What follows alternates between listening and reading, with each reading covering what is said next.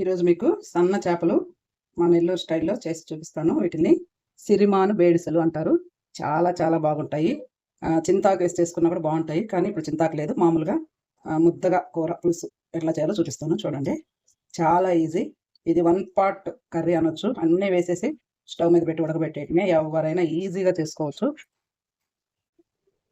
ఒక పెద్ద నిమ్మకాయ సైజు చింతపండు నానబెట్టి రసం తీసుకోవాలి. మనము తీసుకొని వస్తానండి. ఈ చేపల్లోకి కొంచెం పసుపు, ఒక 2 స్పూన్స్, ఇది హాఫ్ కేజీనే ఉంటాయి. 2 స్పూన్స్ కారం వేయండి. కారం ఎక్కువ తినేవాళ్ళు ఇంకొంచెం వేసుకోవచ్చు.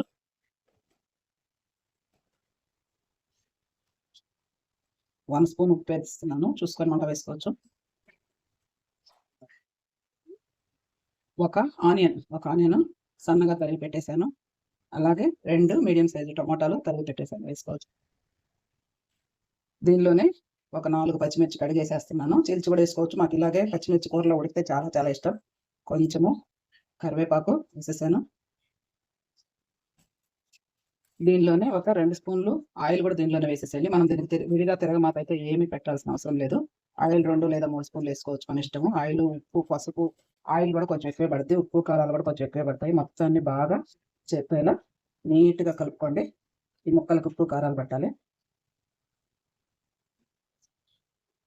ఇప్పుడు మనం చింతపండు రసం చేసి పెట్టుకున్నాం కదా, ఆ రసాన్ని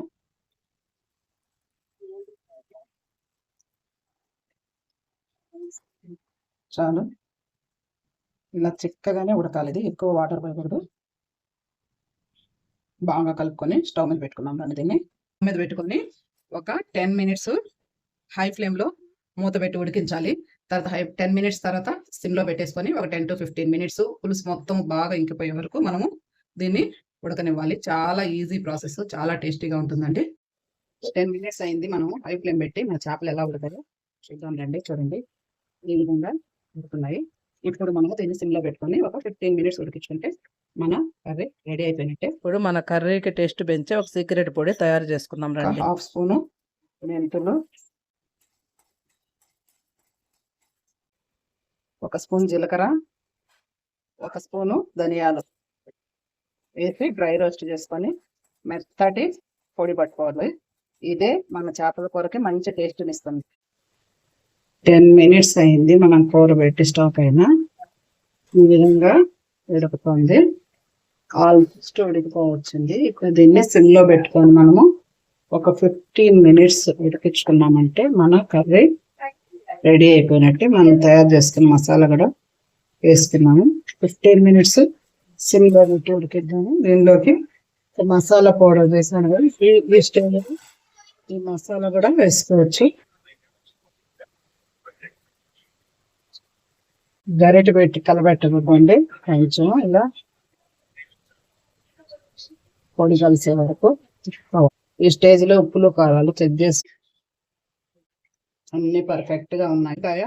ఇష్టపడే వాళ్ళు మామిడికాయ వేసుకోండి. దీంట్లో నేను మామిడికాయ వేయలేదు, గమనించండి. కొంచెం పెద్ద చేపలు అయితే వేస్తాను, దీంట్లో కూడా వేస్తాను, కానీ ఈరోజు వేయలేదు.